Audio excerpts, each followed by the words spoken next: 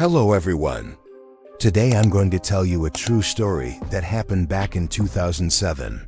The main character is an American female exchange student studying in Italy, and she unexpectedly got caught up in a shocking murder case. What makes it even more remarkable is this: the victim was British, the suspect was American, but everything took place in Italy right from the start. The biggest question was this exchange student really the killer? And what made the story even more complicated was some people believed she was, while others firmly insisted she was innocent. The debate dragged on for years, and no one could convince the other side. This case caused a public uproar the moment it happened. It was so complex, with constant unexpected twists and turns, that anyone following it felt like they were spinning in circles. As confusing as it was, every single detail made it impossible to look away. The media even dubbed it the Angel Killer case in Italy because it captured attention not just across Europe, but also in the United States. The story begins in the city of Perugia, a small town nestled in central Italy. Built on a hillside, its houses are packed closely together along the slopes, reflecting a distinctly old-world charm. The artistic atmosphere here is undeniable, rich and vibrant. Many ancient structures from the medieval and Renaissance eras have been perfectly preserved.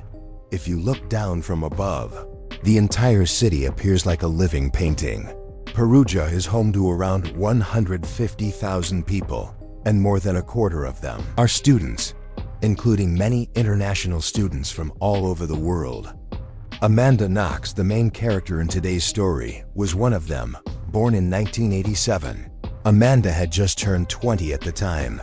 She came from Seattle, Washington, in the United States. While studying at university in Washington, she signed up for an exchange program and traveled to Perugia for a one-year study abroad experience. But no one could have predicted that, just a short time after arriving in Italy, a horrifying tragedy would strike. So what exactly happened that day? And how did everything unfold? Now, let's turn back the clock to September 20th, 2007, and start unraveling each twist and turn of this story, one by one.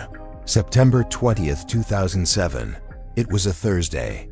That was the day Amanda arrived in Perugia, officially beginning her study abroad.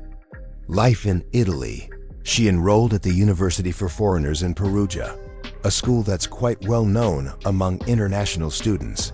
She found a place to live at number 7, Via della Pergola, just about 200 meters from the university. Only a few minutes walk away, the apartment was perched on a hillside, perfectly capturing the typical Perugia style, elevated and with a very beautiful view. The apartment had 2 floors, but no internal staircase connecting them. To get down to the first floor, you had to use the stairs outside. So the first and second floors functioned like 2 completely separate units. Amanda lived on the second floor with 3 other girls. Now, let me give you a quick layout description, so it's easier to visualize. The apartment had only one entrance from the outside. That was the main door. When you stepped in, you entered the shared living room, which had a sofa, a dining table, a refrigerator, and a TV. Next to the living room was a small kitchen, equipped with basic appliances. This was the common area where the 4 girls spent their time together. After that came 4 bedrooms. Amanda stayed in the middle room. Next to her was Meredith Kirker, a 21-year-old British student, also studying abroad. The other 2 rooms belonged to Filomena and Lavra, both Italian law interns. Additionally, the apartment had 2 bathrooms, one near the entrance and another further inside. There was also a balcony where everyone could sit to catch some fresh air, soak up the sun, or enjoy the surrounding hills, a really chill spot. Once settled into her accommodation, Amanda quickly found a part-time job at a small local bar called Chic. In her free time, she worked there as a waitress to earn some extra income. The bar owner, Lumumba, was quite impressed with Amanda from their very first meeting and hired her on the spot. Amanda had a lively and friendly personality.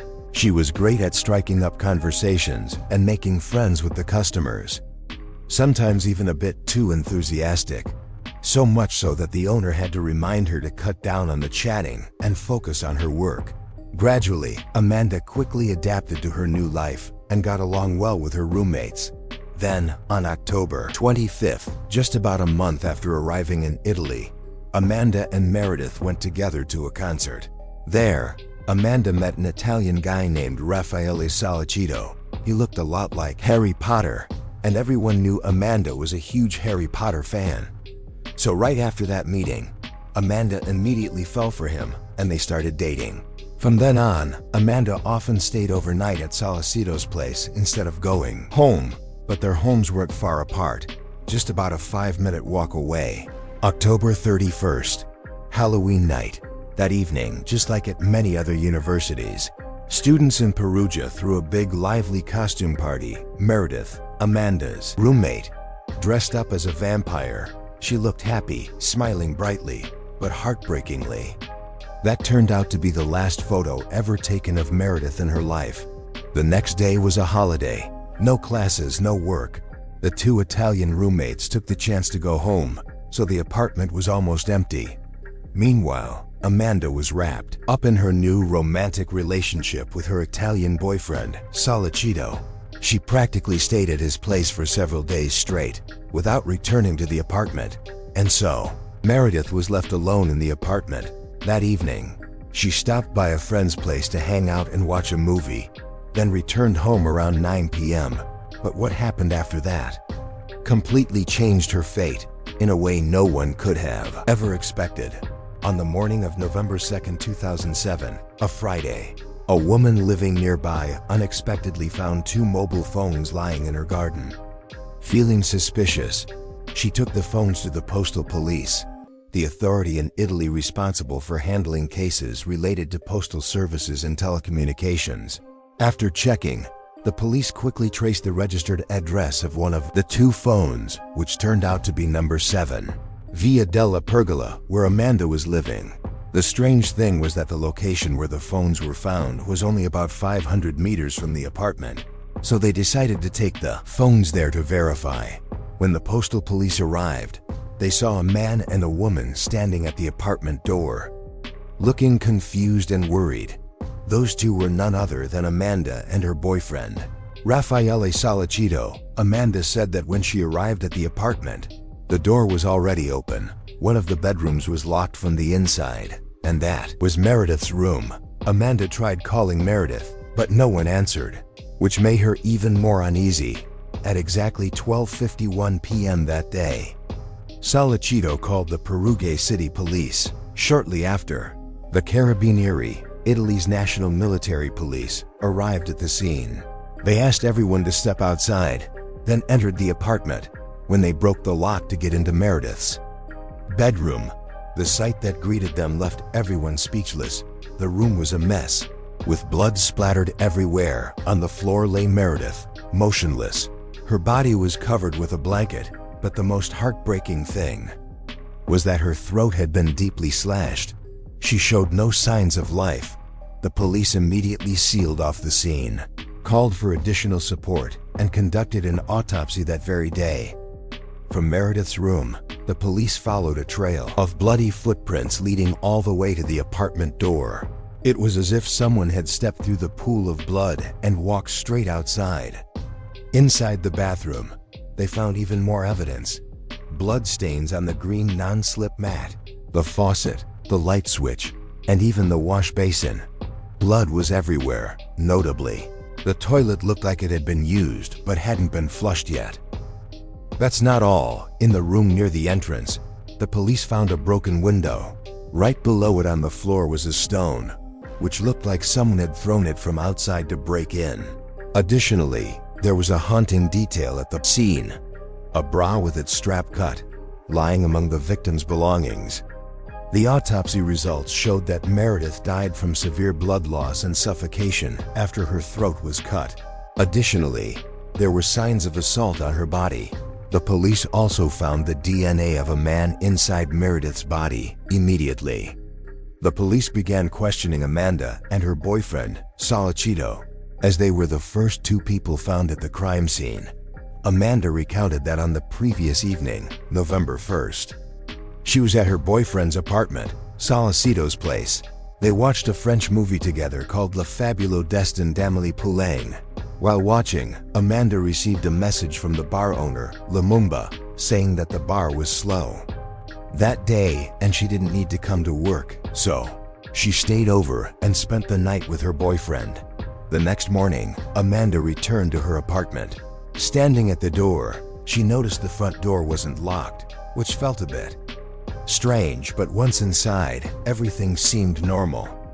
She went to her own room and everything was intact. Then Amanda went to take a shower. While brushing her teeth, she noticed a few small blood stains in the wash basin. At that moment, she simply thought someone might have cut their finger, so she didn't pay much attention. But after finishing her shower and stepping onto the non-slip mat, Amanda truly became worried because there was a large blood stain on it. At this point, Amanda started to feel that something was wrong. The sense of unease grew stronger in her mind. She quickly got dressed and left the apartment, rushing straight to Solacito's place. Then, the two of them returned to the apartment together. This time, they paid closer attention and saw more and clearer bloodstains on the floor. They tried to open Meredith's door, but it was firmly locked. Solacito kept knocking and calling Meredith's name, but inside, there was only silence. He tried kicking the door twice but still couldn't open it. Finally, the two of them stepped outside, standing there in stunned silence as they discussed what to do next. Then Solacito decided to call the police. After a preliminary inspection of the scene, the police found that the window in the bedroom near the entrance had been smashed. On the floor lay a large stone seemingly thrown to simulate a break-in. But something strange caught their attention.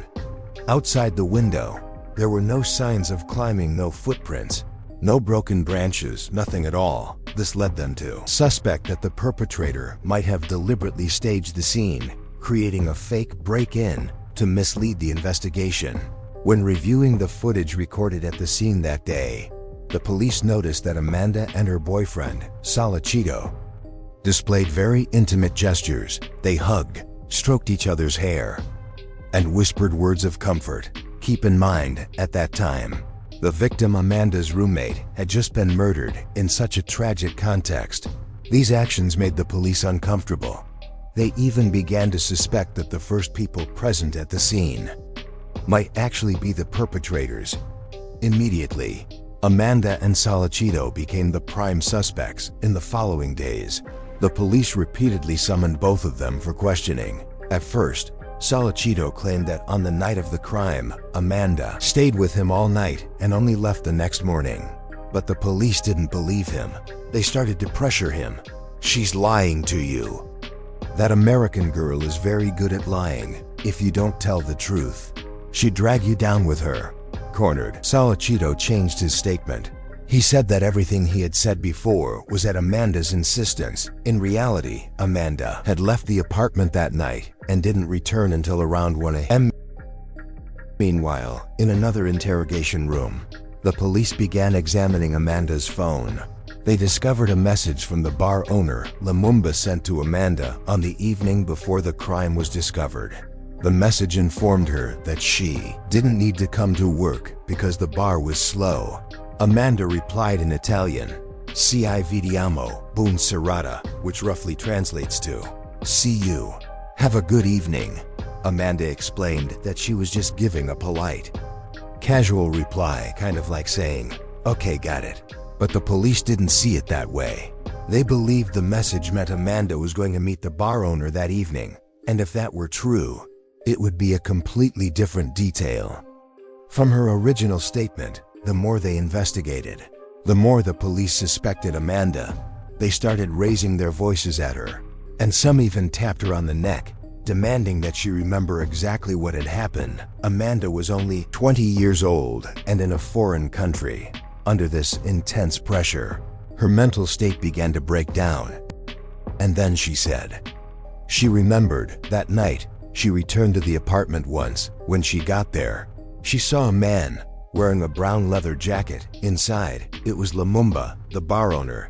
Then Amanda said she heard Meredith's desperate screams coming from the room. Amanda concluded Lumumba was the one who killed Meredith.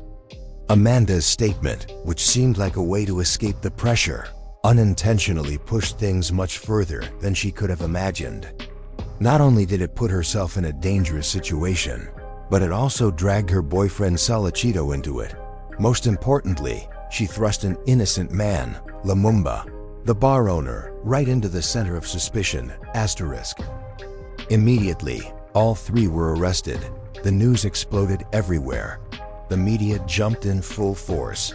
Headlines blared, "The killer has been caught." The public believed it wholeheartedly. In their eyes, the case was basically solved. But then came an unexpected twist. Lumumba presented a solid alibi. During the time the crime occurred, he was working at the bar, with many witnesses confirming this. In the end, he was released, but one big question still hung in the air. Why did Amanda give a false statement? Why did she specifically accuse someone completely innocent? That action made the police even more suspicious. Were they trying to hide something? Not stopping there, the police obtained a search warrant for Solicido's apartment, and there, they found a small knife in the kitchen drawer. Amanda's DNA was on the handle, while Meredith's DNA was on the blade. Notably, the fatal wound on Meredith's neck matched perfectly with the blade of this knife. That was an extremely crucial clue for the police. No evidence was more valuable than a knife stained with the victim's DNA. And just like that, Amanda Knox's name instantly became the focus of public attention across Italy and around the world. She was called by many names, but the most shocking one was the Angel Killer. Beautiful, cold, and terrifying all at once. Then a new turning point emerged. When testing the DNA found in Meredith's body, the police discovered it belonged to a completely different man, Rudy Guetti. Upon further investigation, they also found many of Rudy's fingerprints in Meredith's bedroom and his feces in the bathroom. Rudy had a prior record for burglary. After the incident, he fled to Germany. However, he didn't stay free for long, as German police arrested him and extradited him back to Italy. Rudy admitted that he went to Meredith's apartment that night, and they had sexual relations, but he insisted, "I did not kill her." Rudy said that while he was in the bathroom, he heard a loud scream. He ran out and saw a man fleeing the scene. It was too dark for him to clearly see the person's face. Rudy added that at that time, Amanda was not at the scene. But that was only his first statement. In court, Rudy changed his testimony. He said that while fleeing, he saw Amanda at the window, although he didn't confirm she was the culprit. That statement was enough to ignite all suspicions. In the end, Rudy Guetti was sentenced to 30 years in prison for being an accomplice to murder. Later, he appealed and his sentence was reduced to 16 years. However, after all that, almost no one mentioned Rudy anymore. All the spotlight, all the questions, all the criticism focused solely on Amanda. After more than a year of intense investigation, the police finally reached a decisive step, charging Amanda Knox and her boyfriend Raffaele Solicido with murder. This case shocked not only Italy but the entire world. People called it the trial of the century. On January 16, 2009, the official trial began. The whole of Italy was watching closely, while the international press continuously reported every minute and every second. During the trial, the prosecutors painted an extremely dark picture of Amanda. According to them, she was not an ordinary student. Amanda was described as a bad girl who often brought men home. And that fateful night, according to the prosecution, was the result of a twisted sexual game gone too far. Specifically, they claimed that after Meredith returned to the apartment alone following the movie, she encountered Amanda, Solicido, and Rudy Guetti hanging out inside. Amanda, alleged to be the instigator, invited Meredith to join a new game. Meredith refused and even called Amanda a shameless woman. The two then argued and got into a physical fight. Amid the chaos, Solicido pulled out a knife to threaten Meredith. She struggled to break free but couldn't escape. And so, the tragedy unfolded. To support this argument, the prosecution presented a series of key pieces of evidence. First, There was the small knife found in Salcido's kitchen drawer. Amanda's DNA was on the handle, and Meredith's DNA was on the blade. More importantly, the wound on Meredith's neck perfectly matched this knife. In Meredith's room, police discovered a bra clasp lying on the floor. Salcido's DNA was found on it. Combined with bruises on Meredith's body matching Salcido's height and build according to the forensic report, this became a significant piece of evidence. As for Amanda, she initially claimed to have heard Meredith's screams that night, then later accused the bar owner, Lumumba, despite his solid alibi. This caused the police to see Amanda as inconsistent, evasive, and likely involved in the crime. Additionally, on the bathroom mat, police found footprints partially matching Amanda's feet, and the rest matching Salcido's shoe size. Finally, the broken bedroom window and a large stone found inside were believed to be staged evidence to fake a break-in, since there were no signs of climbing or disturbance outside the window.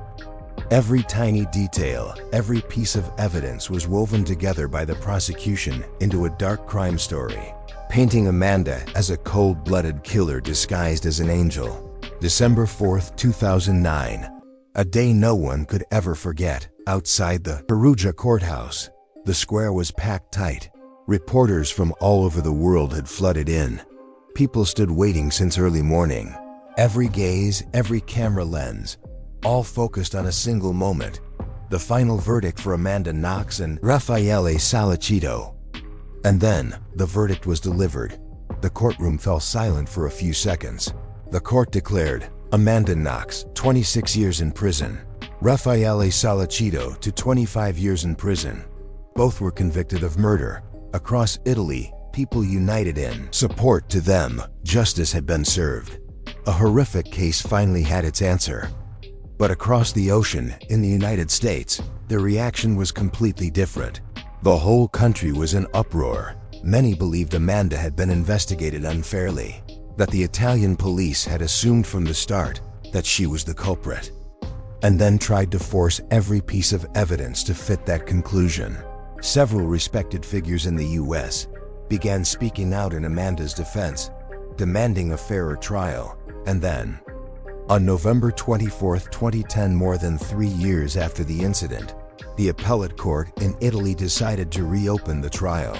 This time, the defense team launched a strong counterattack. They focused on the evidence that had been considered the key to the conviction, but which now faced serious doubts. First, about the knife alleged to be the murder weapon. After re-examination, experts confirmed that Amanda's DNA on the handle was genuine because she had cooked at her boyfriend's place. But what about Meredith's DNA on the blade? Surprisingly, the amount of DNA on the blade was extremely small, incomplete, and did not meet the standards for a conclusive determination. In other words, there was no solid basis to claim that this knife was the murder weapon. It only resembled a knife that could have been used in the attack. Next was the bra clasp, a piece of evidence that once shocked the public. But now, the defense lawyers pointed out that this item was found 47 days after the crime occurred, a very long delay. No one could be certain whether it was still in its original position, or if it had been moved or contaminated with other samples. Moreover, the bra clasp didn't just contain Salcido's DNA. It also had DNA from 2 unidentified men. This strongly indicated a high possibility that the evidence was contaminated. These arguments, for the first time in nearly 4 years, started to shake the foundation of the case against Amanda and Salcido. When reviewing the video recorded by the Perugia police during the crime scene investigation, many people were left stunned. The investigation process, if it can even be called a process, was shockingly unprofessional. This was a serious murder case, yet what unfolded looked more like a leisurely stroll. In Perugia, cases like this were extremely rare, which meant the local police lacked experience. They entered the crime scene without changing their shoes or wearing fresh gloves. And even worse, they allowed many unrelated people to come and go freely, causing serious contamination. Evidence was gathered all in one place without proper separation or preservation. The result? DNA from different items could easily get mixed up. Even the footprint, once considered key evidence implicating Sollicito, upon re-examination, couldn't be definitively confirmed as his.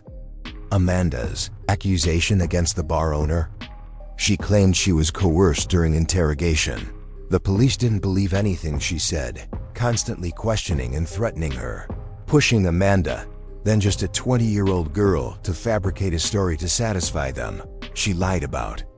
The bar owner being the culprit, not because she believed it, but because she was too exhausted to endure any longer. And then, the fateful day arrived, on October 3, 2011, after years of disputes. The Italian appeals court declared Amanda and Sollicito innocent. There was not enough evidence to convict them. They were acquitted and immediately released in the courtroom. Amanda burst into tears, nearly collapsing from emotion. After 4 years in prison and under the haunting weight of worldwide criticism, she was finally free, but the Italian public was furious. They refused to accept the verdict. To them, Amanda was definitely the culprit. Many hoped the Supreme Court would reopen the case. After being released, Amanda returned to her hometown of Seattle, USA, but the story was far from over. On January 30, 2014, more than 6 years after the crime, another shock hit. The Italian Court of Appeal once again convicted Amanda and Sollicito of murder. Amanda's new sentence was increased to 28 years and 6 months in prison. This time, Amanda declared firmly she would never return to Italy again. Sollicito's case was different. Just a few days after the verdict, he returned to Italy, determined to fight the sentence and defend himself. The court believed that Rudy Guetti, who had been convicted as an accomplice to the murder, could not have acted alone. Although Rudy never claimed that Amanda or Sollicito were involved, he also couldn't prove that they were absent from the crime scene. And for the court, that was enough to charge them again. On March 27, 2015, the case finally came to an end. The Italian Supreme Court dismissed the murder charges against Amanda, Knox, and Raffaele Sollicito. They stated that there was insufficient biological evidence to convict them. Most importantly, this decision was final. There would be no further trials. The case, which had shaken both Italy and the United States and lasted for 8 years, was now officially closed. But is Amanda truly innocent? Even now, that question continues to haunt many people.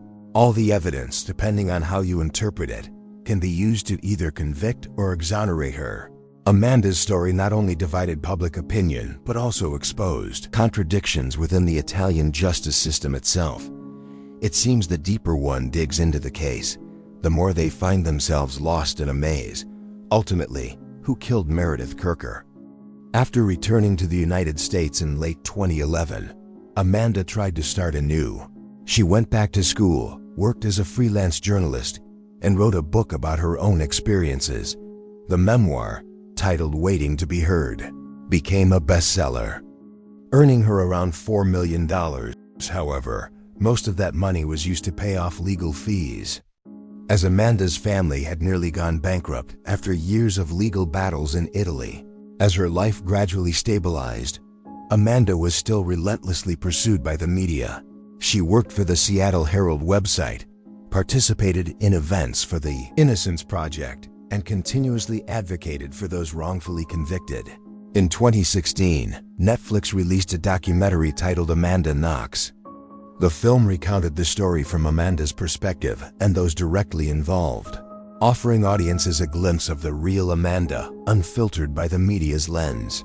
In 2017, Amanda shared that she wanted to dedicate the rest of her life to writing and advocating for justice. She began hosting the Scarlet Letter Reports, a program that delved into the stories of women who had been publicly shamed or stigmatized. On January 24, 2019, the European Court of Human Rights ruled that Amanda's human rights were violated during the initial hours of her arrest. They ordered Italy to pay her €18,400 in compensation, as the police had failed to provide her with a lawyer and a competent interpreter at the time. That same year, Amanda returned to Italy for the first time since the case to attend a conference on criminal justice. themed Trial by Media. The event was highly controversial, but also marked a historic milestone. By this time, Amanda and Sollecito had gone their separate ways. Sollecito got married and lived a quiet life in Italy. On February 29, 2020, Amanda Knox married her long-term boyfriend, Christopher Robinson, in a unique wedding inspired by the Renaissance and Star Wars. They met in 2011, shortly after her return from Italy, and got engaged in 2019. In October 2020, Amanda Knox and her husband, Christopher Robinson, officially launched a podcast called Labyrinths. In it, they not only shared about their own relationship, but also conversed with many interesting guests, from those who had experienced significant life events to inspiring figures. Each episode was a deep conversation where they discussed life philosophies, beliefs, challenges, and even found comfortable laughter amidst life's hustle and bustle. As of June 2024, they had released over 100 episodes, a long and steadfast journey, clearly showcasing Amanda's determination to redefine herself. In August 2021, Amanda became a mother for the first time, giving birth to a daughter named Eureka, meaning "I have found it." In September 2023, she welcomed her second child, a son named Echo. From a young woman once caught in a whirlwind of media and legal battles, Amanda has now built a small, more peaceful, and deeply meaningful family life, though her past still hasn't entirely let her go. On October 13, 2023, Italy's Court of Cassation ruled that the slander case involving Patrick Lumumba must be retried.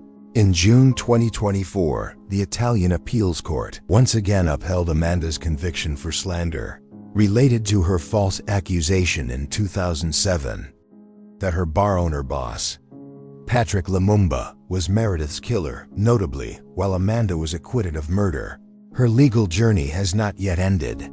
She still faces the consequences of her initial statements.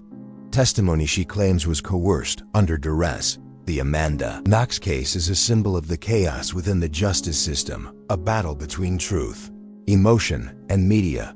Whether she was a victim of a legal miscarriage or someone who escaped justice, debates surrounding the case remain unresolved to this day. What do you think about this case? Amanda Knox, innocent or guilty? Please leave your comments below. Today's video ends here. Thank you all for watching until the very end. See you in the next videos. Goodbye.